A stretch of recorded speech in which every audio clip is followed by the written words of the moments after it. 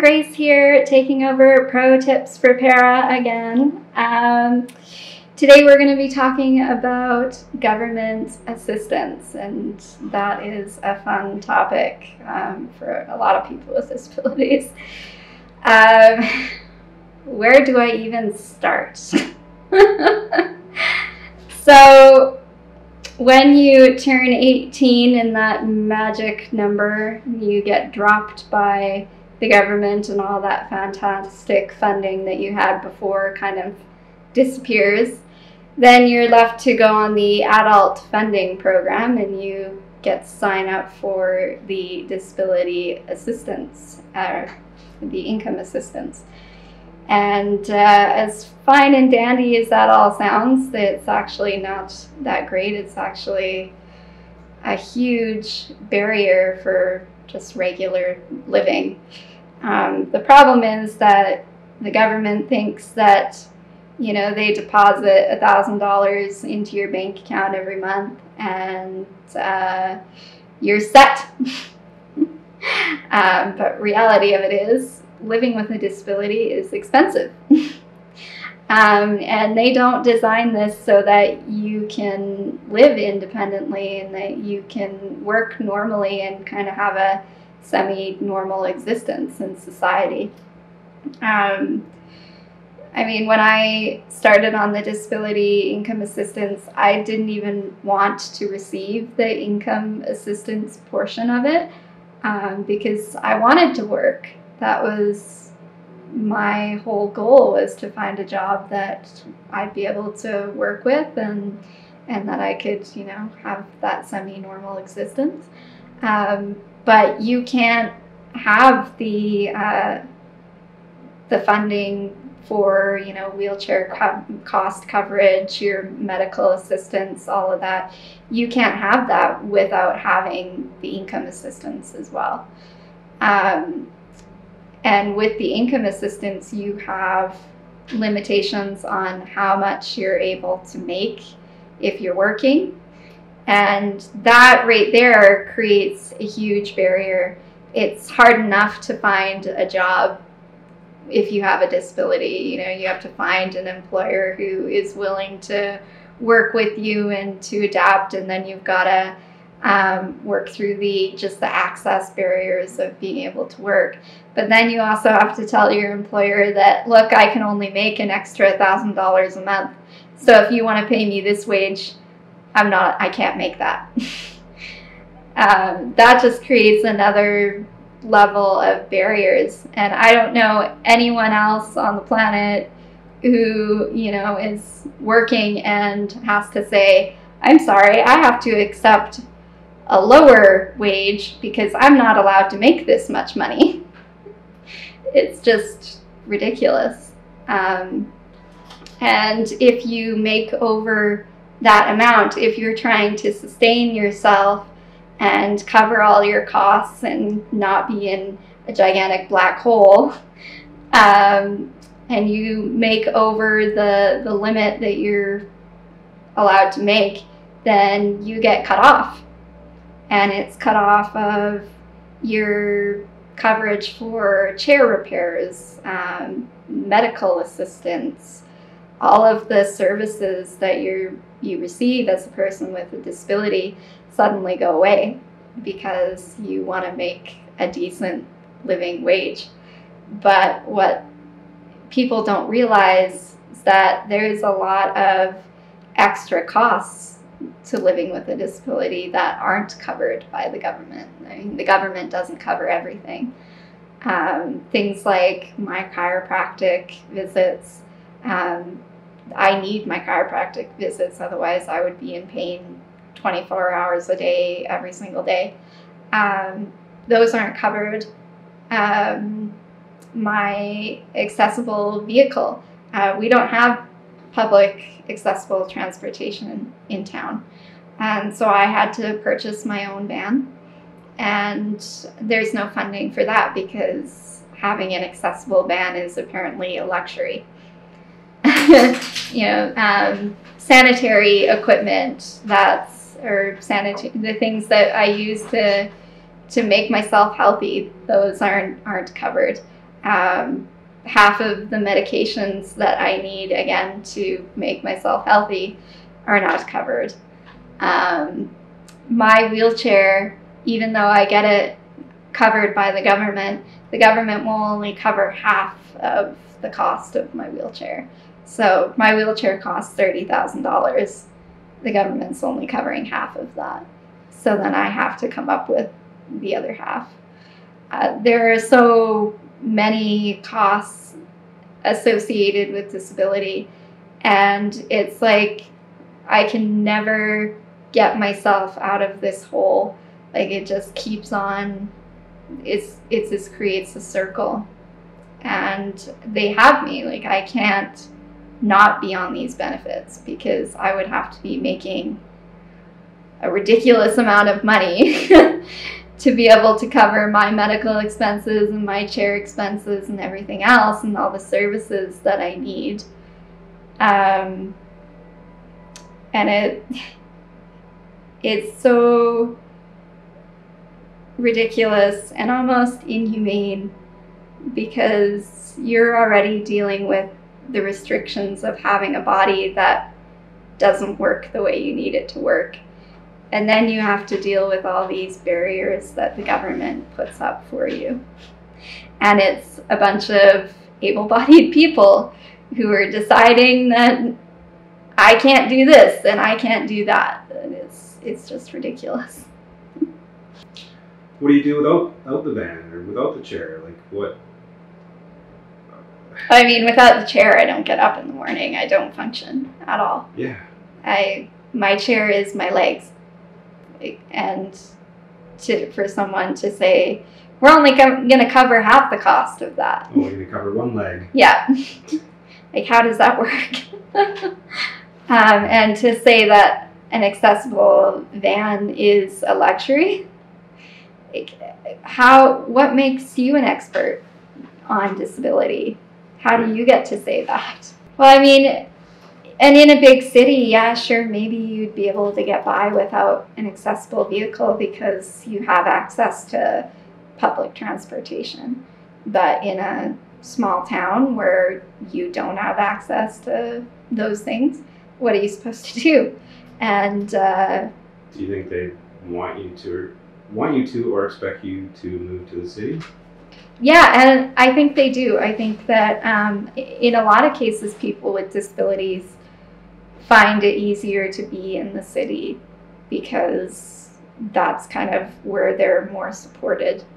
But for me, I mean, I've grown up my whole life in a small town, and I am very well supported by my town, and I love recreation. I love being outside. I love Fernie as it is.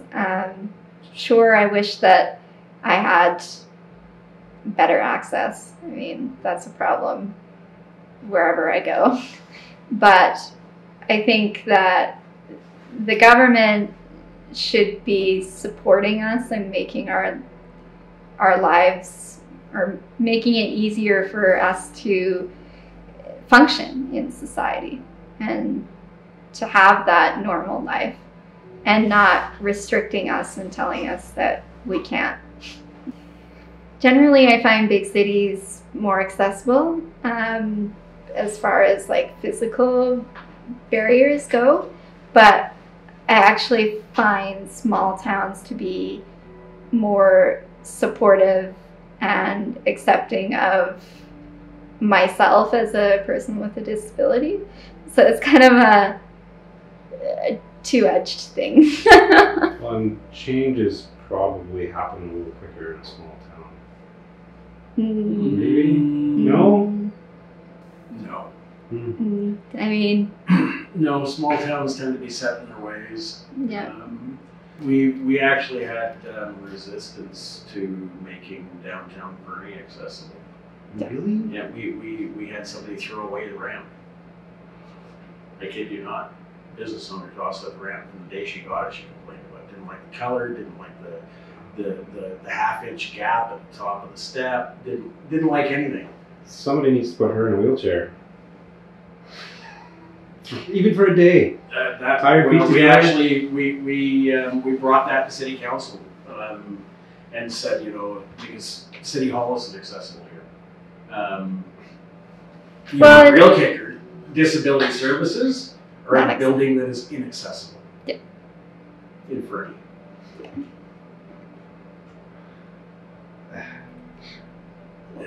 Exactly. Disability services are in an inaccessible building for somebody with a disability. Tell me that doesn't scream don't use their program. I don't even know what to say. It's so hard. I mean, the government and everyone, like, and cities and municipalities, it's like they expect people with, or there's just such a low expectation for people with disabilities to be able to function in society. And in many cases, they're creating those barriers that are stopping us from being able to function in society. It's so hypocritical and ridiculous. I mean, the government, I think they would be happy if I did just stay in my home and not immerse myself in society at all and not have a job and all that, but I refuse to be a burden. I refuse to be that that picture of what they think a disabled life is. It's not that at all. I mean, it's a life no matter what, whether it's disabled or not. That's what it comes down to.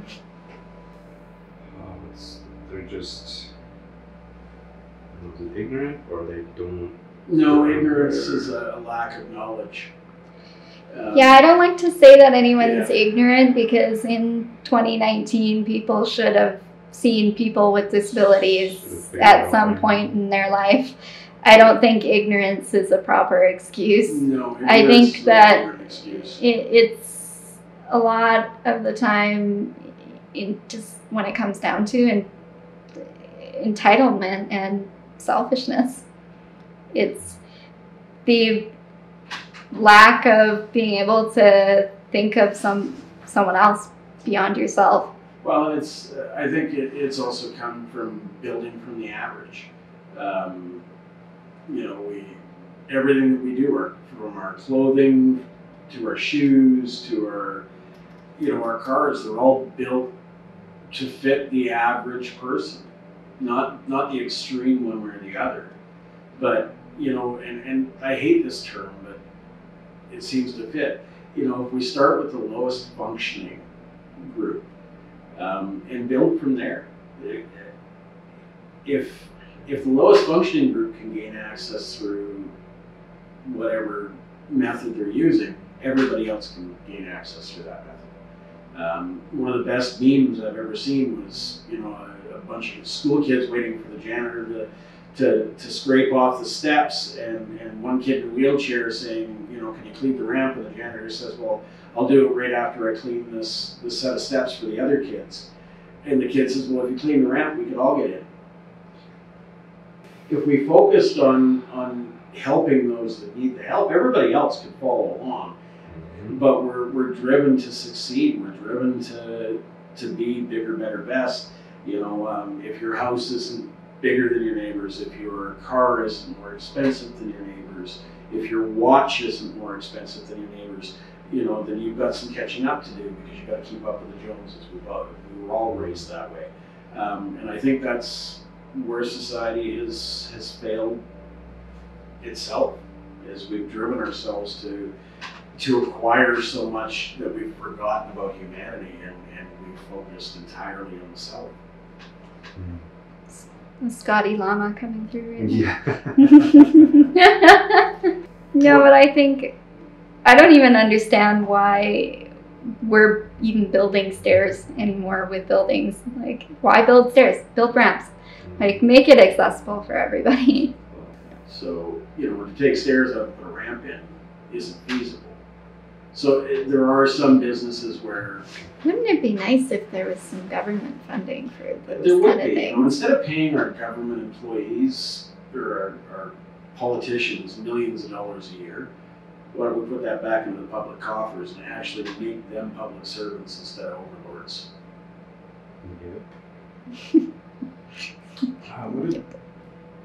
Talking with Snell about all this, she basically said, you know, we don't need to fix the historic buildings, and you know, we don't need to go back. No. Just from this point moving forward, let's do it right. Yeah. Instead of doing it wrong. That's Smitty's down at the other end of town just renovated here last summer. Yeah. Brand new, entire inside redone. Every seating option is a booth.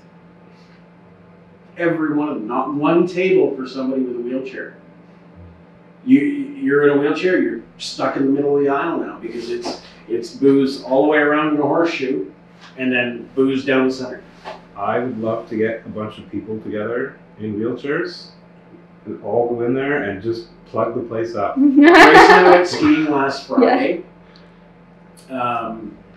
And we've been, well, I mean, Gracie's been skiing at Fernie Alpine Resort since she started the adaptive program when she was 14. And she's been screaming for access.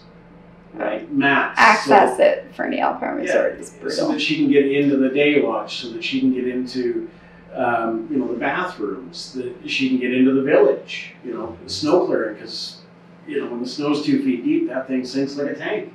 And once it's down, it's done. You're stuck. You're not going anywhere in that wheelchair. Mm-hmm. All they have to do is put Moby mats down, and they're not a huge cost. Their comment was, well, who's going to roll them up at the end of the day? Well, that would be your outdoor ops. It's part of their job. So I mean, we've been doing this for years, where we've been screaming for accessibility, and we were up there skiing the other day and just getting ready, and one of their managers came up to us and said, we need to get together with you two, and we need you to come in and tell us what we need to do, because we had a tourist here about 2 weeks ago, and he came in and he couldn't get it anywhere. He had to phone in his order from the middle of the village and his buddy or his caregiver had to stand in the restaurant and tell him what the menu said because he couldn't get in. And then he had to go and sit and eat in the staff area because he couldn't get into the day lodge. And we've been telling him that for years. But now that they've lost revenue. Yeah. Well, now that a tourist complains about it, yeah. They don't care if the locals complain about it, but. I said to Scott when we were finished with him, I was like, I want to be happy that we're going to be fixing this, but I'm so mad that we've been trying to get them to fix this for 8 years, and now is when they want to do it. Yeah. It's ludicrous. It really is. The mentality, the thought process isn't there, and yet we have all these regulations, these building codes that say, for every X number of parking spaces, so many of them have to be accessible. Your entrance needs to be wheelchair accessible. All of these things, they're in the rules, so why aren't they being followed? Well, and when Trudeau got elected in, everybody was saying to me, oh, he's talked about disability issues and blah, blah, blah. This is positive. I said, no, it's not positive, because when he gets elected in, he's going to forget about it because it's not a priority. It's not his life, so he doesn't care. And that's remained true. Yeah. Well, if something happened to one of his kids, though, it'd be a different story. Yeah, and that would be probably why the U.S. has more of an advanced Bill of Rights. When you look at Truman, who was president of the U.S., who had a disability. He was in a wheelchair. Well, I thought that all came about because a group of lawyers took a couple people with disabilities around, and if they couldn't get into, if they had access issues, they just sued them. I think that was part of it. And then it just came about that. Yeah. We need to start suing people more in Canada. Sadly, tort law doesn't exist in the States. But like I said, I think the issue is also that when we talk about accessibility or just being adaptive, being friendly, most people think, oh, well, that's just for disabled people. Well, it's not. It's not just for people with disabilities. It's for those who are elderly. It's for moms with strollers. It's for anyone who's, you know, broken their leg. They're on crutches for 6 months. It's for temporarily disabled individuals. Like it benefits everybody to have proper accessibility. And if we start viewing it like that, then we remove a lot of barriers for people. Well, the term I've heard a lot is tabs for somebody like you Yeah. and me. Temporary able bodies. Yeah, because nobody's immune. Yeah. Well, I mean, the reality is I can walk out those doors, slip on a patch of ice, fall, break my neck, and be in a wheelchair for the rest of my life. It is that easy. Mm-hmm. And I've known people that have had those kind of accidents. You know, they're life altering. Thanks everyone for listening to me rant on income assistance and the government. If you're receiving this support, I applaud you. Keep your head up. Bye.